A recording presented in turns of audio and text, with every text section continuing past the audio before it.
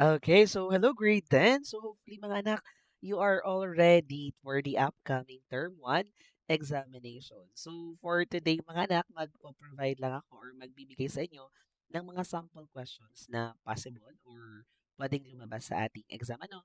Pero may paalala lang ako sa inyo mga anak, these are only sample questions. So it doesn't necessarily mean na ito mismo yung lalabas sa actual examination ha. So nakadepende pa rin ito doon sa mga topics na na-cover ninyo ng inyong teacher and kung ano yung mga na-discuss ninyo sa klase. Okay, so this review is aligned with the actual topics prescribed in the curriculum. So hopefully makatulong ako sa inyo somehow sa preparation ninyo sa nalalapit na exam. Ano? Okay, magbibigay din ako mga anak ng mga sample questions doon sa mga dating topics na from Sama Team 1 to Sama Team 2 kasi possible kumuha din doon sa teacher, especially doon sa mga topics na may mga low scores or mababa yung um, nakuhang correct responses from the students. Ano?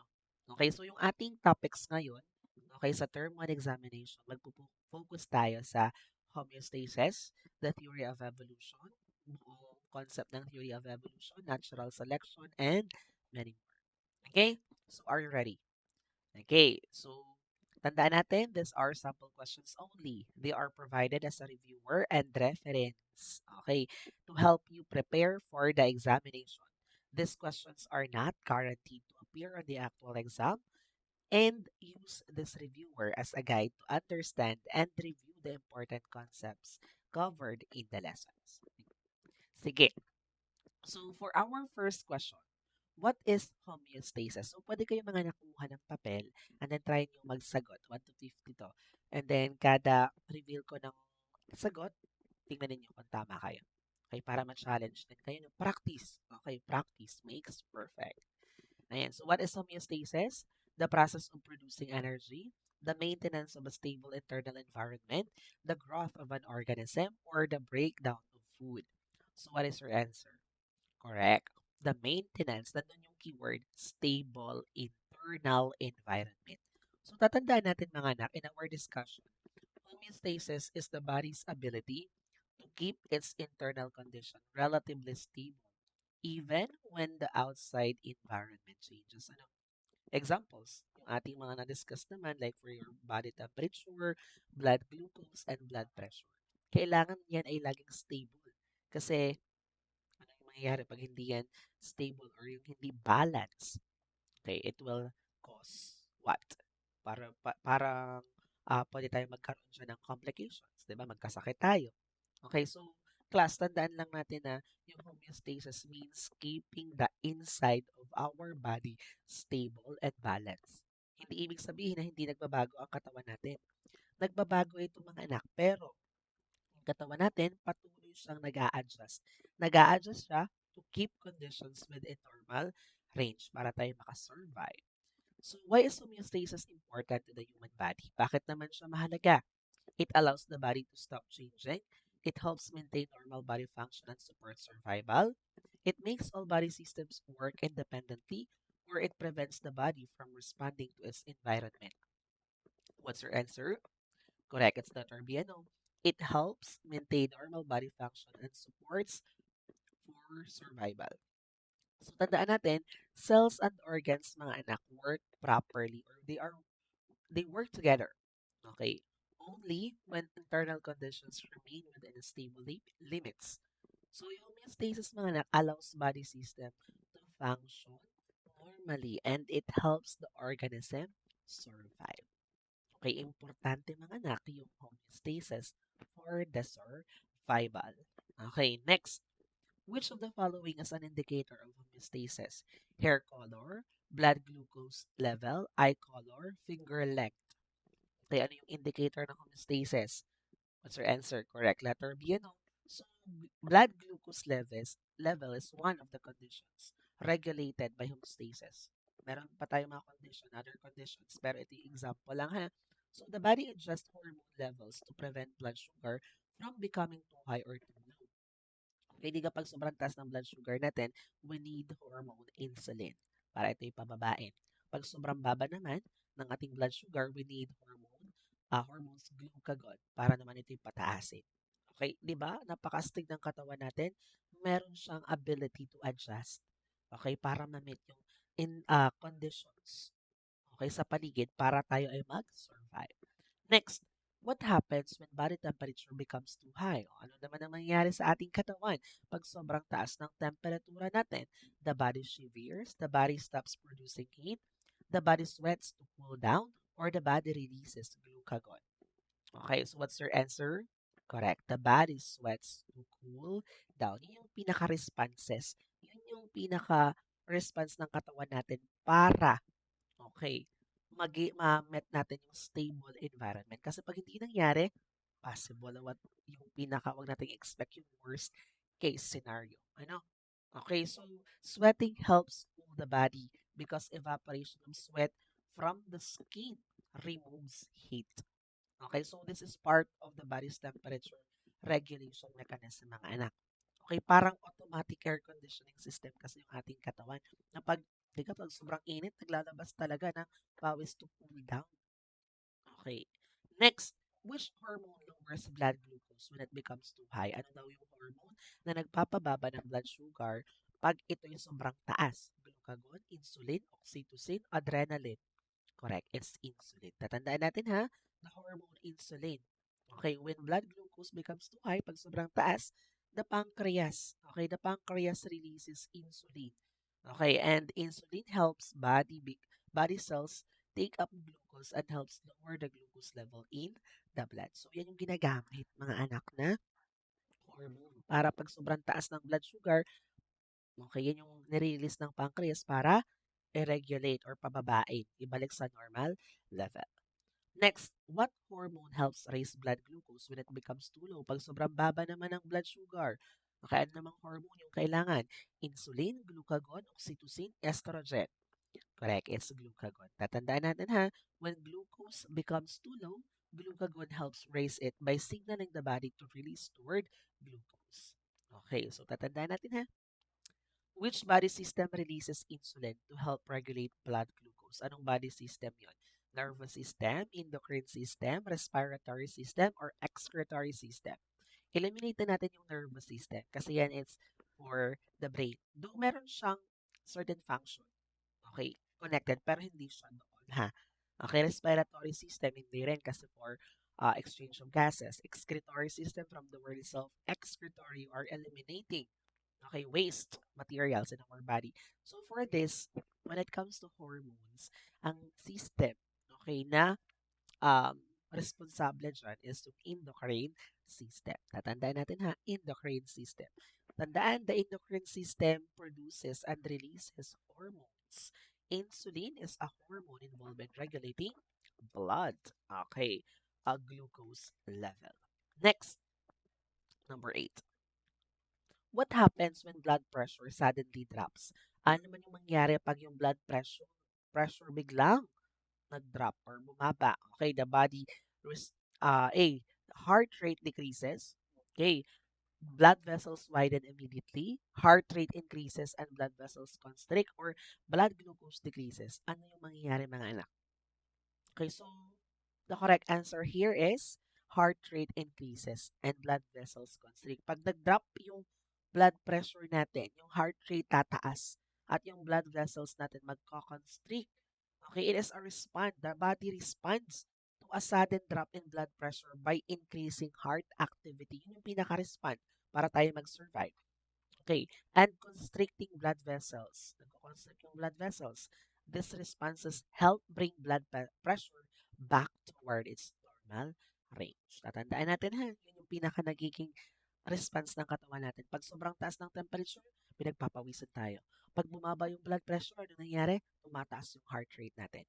'Di ba? Ang astig ng ating katawan, kaya niyang makisama, mag-adjust. Pag sobrang baba ng blood sugar, magre-release ng glucagon para pataasin. Pag sobrang taas, magre-release ng insulin para pababain. Yan yung mga common responses ng katawan natin. Which type of feedback reverses a change and brings the body back to normal? Okay, ano naman kayang feedback ito? Positive feedback, negative feedback, okay, external feedback, or reproductive feedback?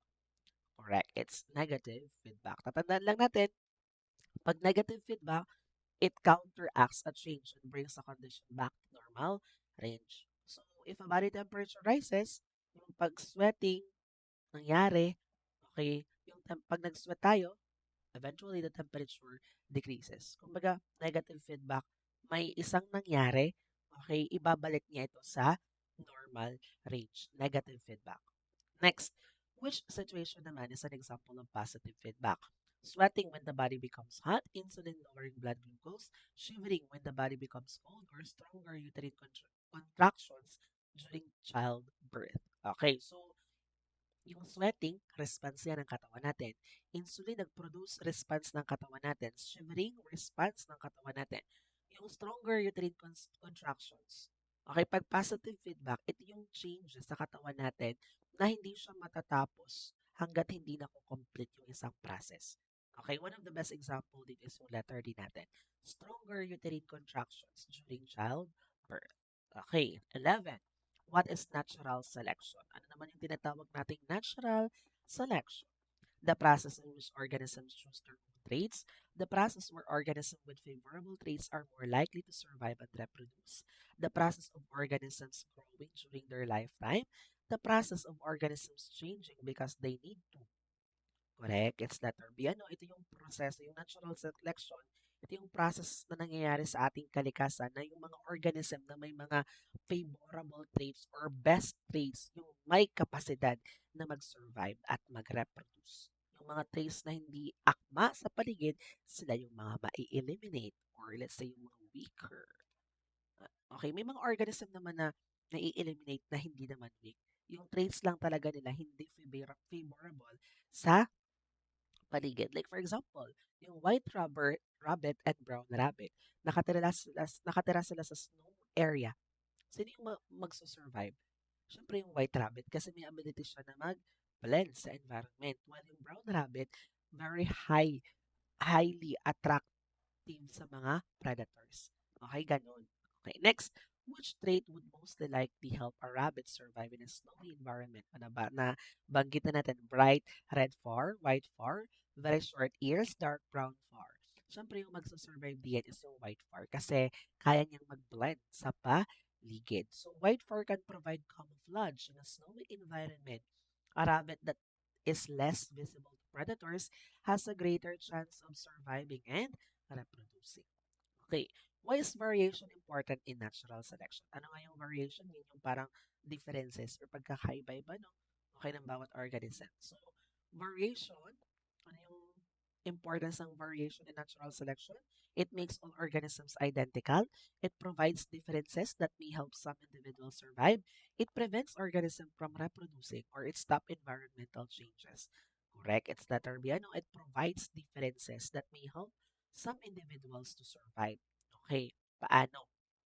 So, tandaan lang natin, kung pare-pareho lahat ng organisms, wala masyadong differences na maaaring maselect. Okay, variation gives natural selection something to act upon.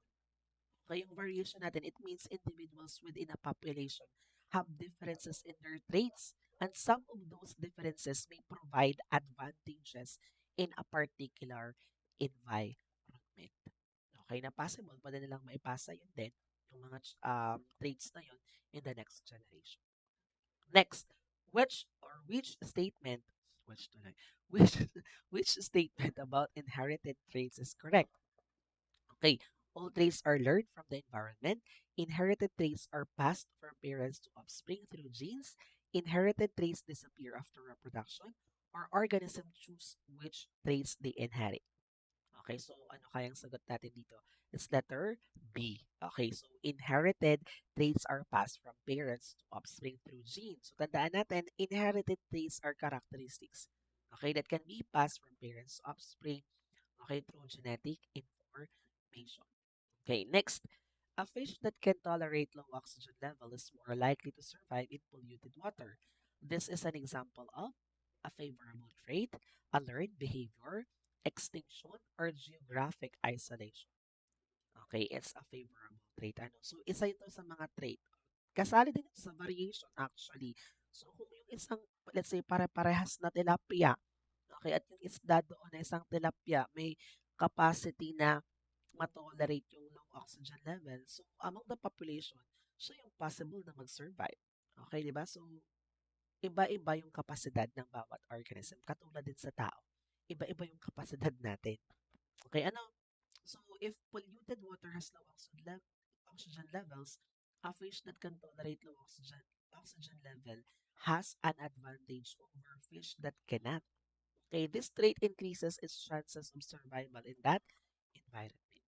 So, why does competition occur among organisms? Bakit na nagkakaroon ng competition?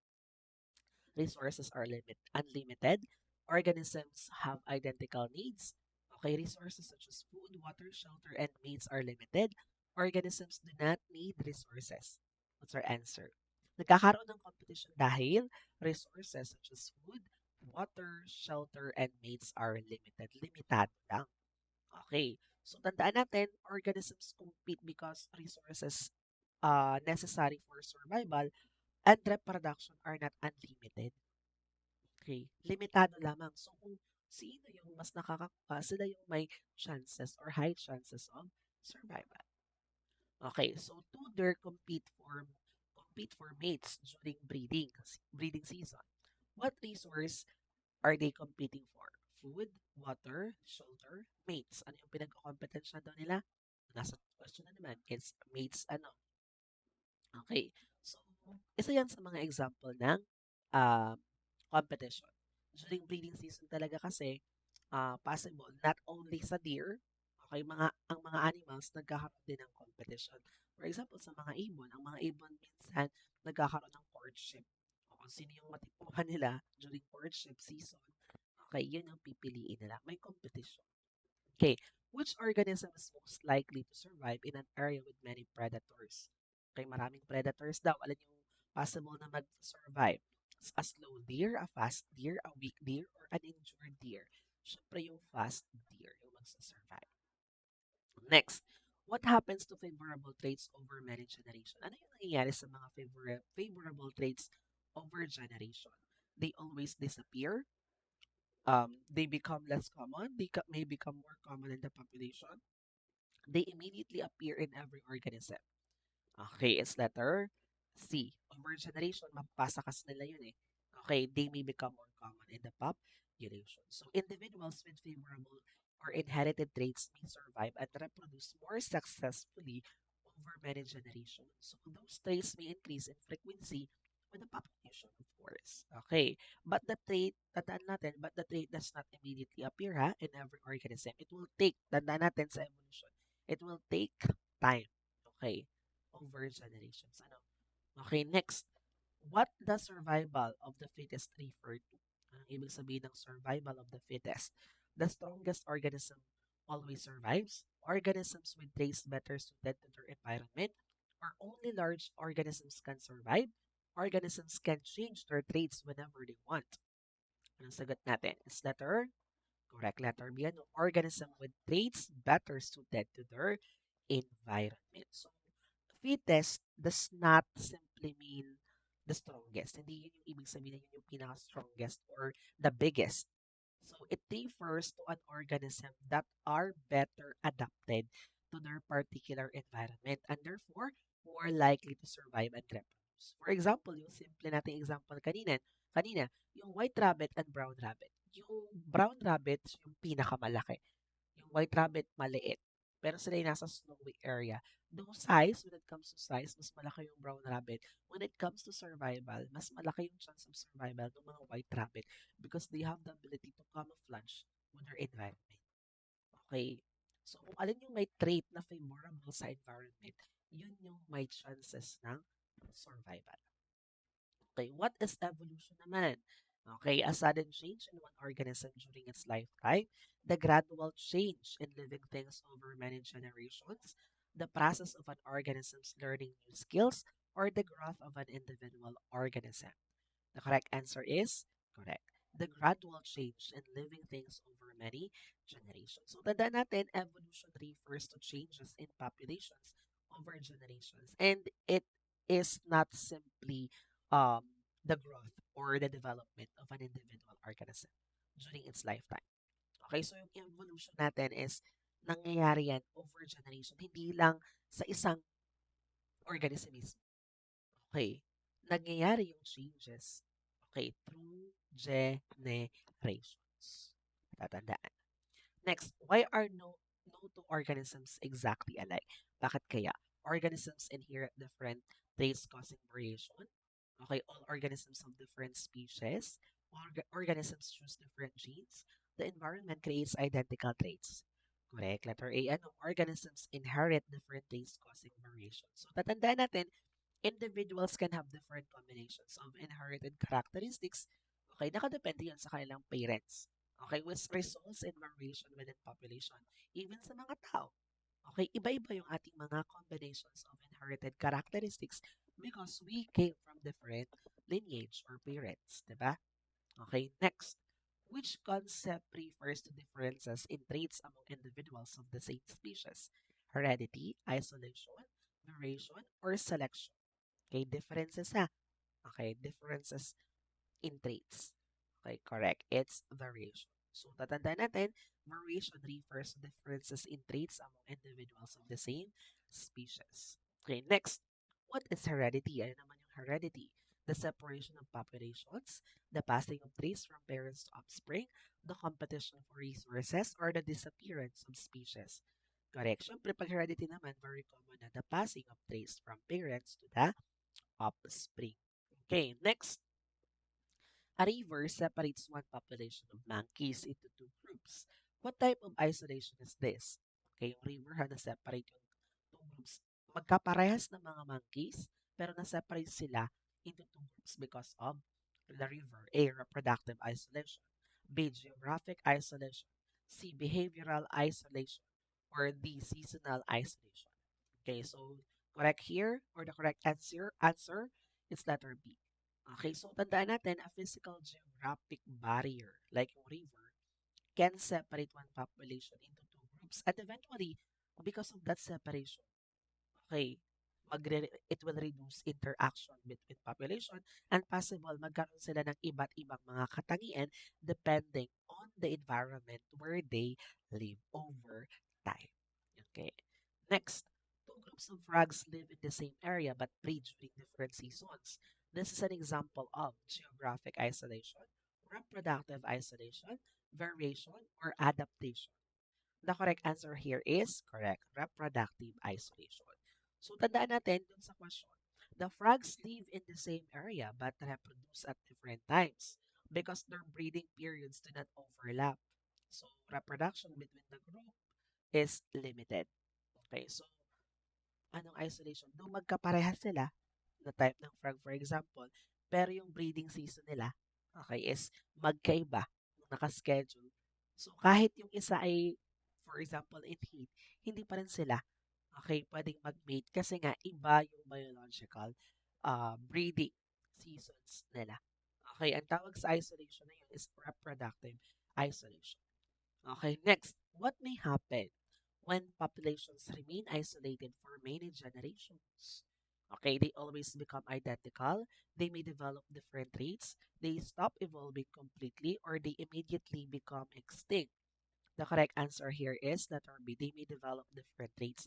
So pag ang mga population na isolate over millions or over a long period of time, over many generations, possible yung mga kahit magkaparehas pa kayo ng organism dati, possible, okay, sa paglipas ng panahon, mag-iba din kayo. Katulad ng mga finches na na-observe ni Darwin, galing sila sa isang lineage, but because they are isolated in a particular environment, okay, over generation, nagkaroon sila ng iba't ibang traits. Okay, next. Which concept describes a trait that helps an organism survive and live successfully in its environment? Adaptation, heredity, isolation, competition. Okay, ano yung sagot natin dito? It's letter A, ano, adaptation. So, an adaptation is a trait, tanda natin, a trait that helps an organism to survive and live successfully in its environment. So, example of adaptation is yung camouflage. Can help an organism avoid predators. Okay, next. Why does evolution usually happen slowly? Bakit sobrang bagal? Organisms cannot reproduce. Small changes accumulate over many generations. organisms change instantly or environments never change? What's your answer? Correct. Because small changes accumulate over many generations. Mabagal to kasi yung pagbabago, okay, is nakikita lamang, okay, ng sobrang liit, okay, in many generations. So, possible po kayo mag-evolve pa ang mga tao. Yes, possible pa through generations. May changes. Hindi lang sa tao, lahat ng organisms. Because then, ano yung nakaka-apekto din? Because of the environment that we live in. Okay, next.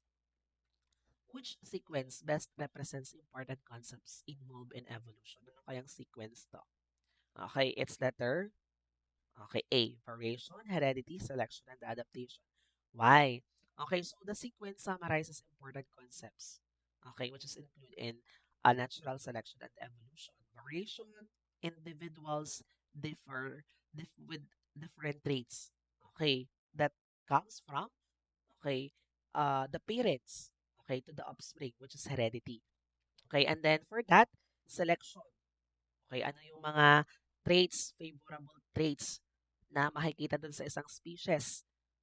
Okay, through selection, maseselect or through natural selection, maseselect yung mga organism na may favorable traits at yung mga traits na hindi favor sa environment, sila yung ma-eliminate. Okay, and then yung mga may favorable traits, sila yung mga nakaka-adapt or they have the advantage traits that can become common in the population. Okay, to be used in survival. Okay, next, which evidence consists of preserved remains of or traces of organisms from the past? Ito naman daw ay trace, remains, biogeography, fossils, genetics, embryology. Correct, it's fossils, ano, remains of organisms. Next, why are fossils important evidence for evolution? They show that organisms have never changed. They show how organisms have changed over time. They only show living organisms, or they prove that all species appeared at the same time. What's your answer? Correct. It's letter B. They show how organisms have changed over time. Okay, natandaan natin, fossils provide evidence about organisms that live in the past. And it allows, di ba? It allows scientists to compare organisms from different periods. Okay, next. What is the fossil record? Ano naman yung tinatawag nating fossil record? A list of living organism, the list or the collection of fossils found in rock layers, a record of animal behavior, or a list of genetic mutations. Ano kaya? Correct. It's letter B. Ano? The collection of fossils found in rock layers. Okay, so tandaan lang natin, yung fossil record, ito ay tumutukoy dun sa mga fossil preserved earth's rock layers, di ba? May mga layers naman beneath. So these fossils provide information about organisms that live at different times in Earth's history. So sa pag-aaral din ng mga fossils, yung mga fossils na makikita dun sa different layers, ito rin ay maipapakita kung ano-ano yung mga hayop na nabuhay in different periods, era. Okay, ganyan. Next, which fossils show features of two different groups of organisms? Modern fossils, transitional fossils, artificial fossils, or recent fossils? Correct. Letter B, transitional fossils. Ano? So, tandaan natin yung transitional fossils have characteristics associated with two different groups. They provide evidence of evolutionary relationships and changes between groups. Okay. So why is Archaeopteryx considered a transitional fossils? Bakit kaya? It had only bird-like features, it had only reptile-like features, or it had both bird-like and reptile-like features, or it was a modern bird. Anong sagot natin? Correct. It's letter C. Ano? Bakit? Archaeopteryx is commonly discussed as a transitional fossils because it nagpapakita nito ng combination ng characteristics ng bird-like and reptile-like features. What is biogeography? Okay, the study of how organisms develop before birth, the study of where organisms are distributed around Earth, the study of body structures, or the study of DNA only. What is your answer? Correct. It's letter B, the study where organisms are distributed around Earth. Okay, kung saan na-distribute, kaya nga biogeography. Okay, pag-aaral sa distribution ng bawat organisms around the Earth. Next, why do Darwin's finches on different Galapagos Island have different big shapes?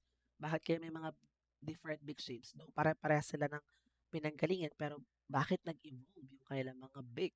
They were all born with exactly the same food source. They adapted to different food sources and environments. They never experienced variation or their beaks changed during one lifetime. Okay, anong sagot natin?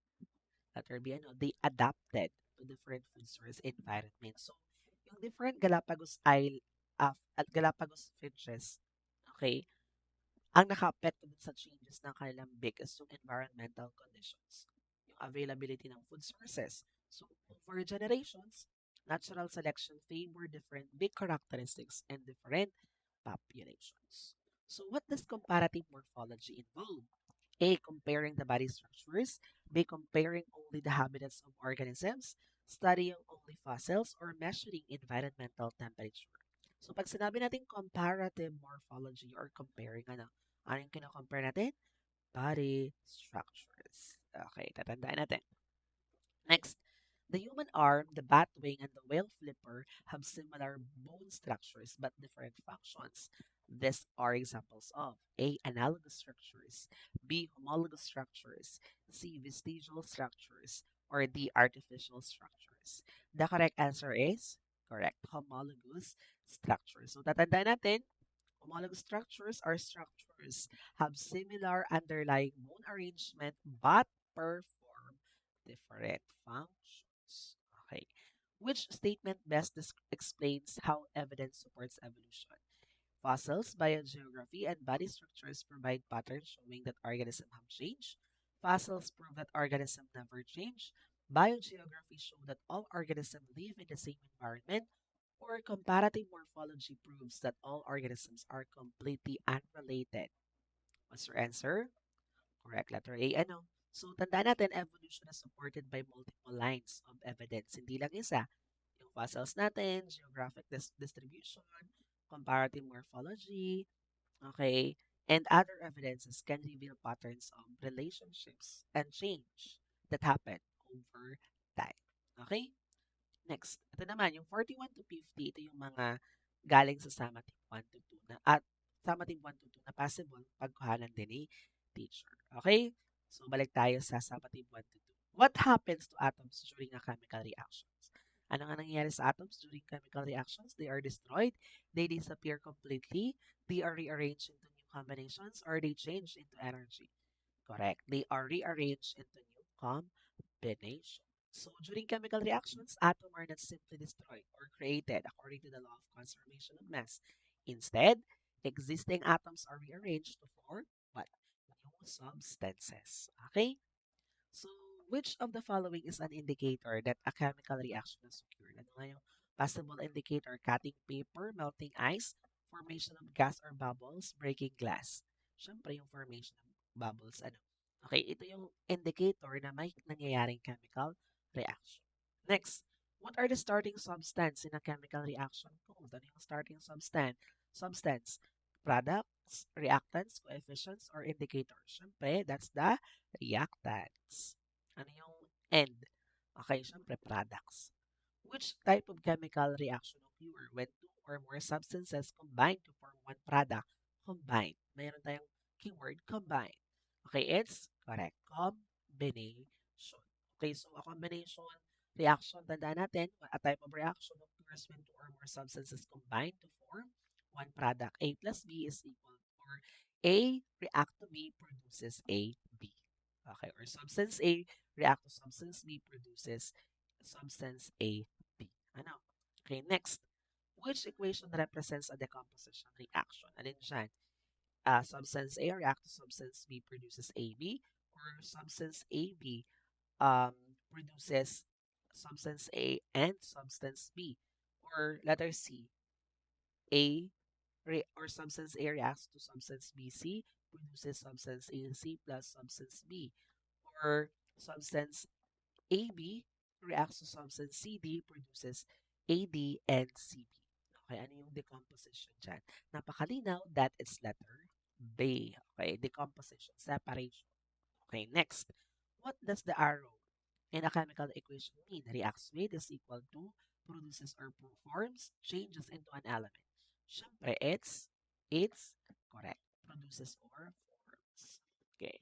Next, which statement describes the law of conservation of mass? Matter can be created during a reaction. Matter can be destroyed during a reaction. Matter cannot be created or destroyed. Matter disappears when new substances are formed. Siyempre, it's letter C. Matter cannot be created or destroyed during a chemical reaction. Atoms in a chemical reaction do not change. They are just rearranged. Okay, next.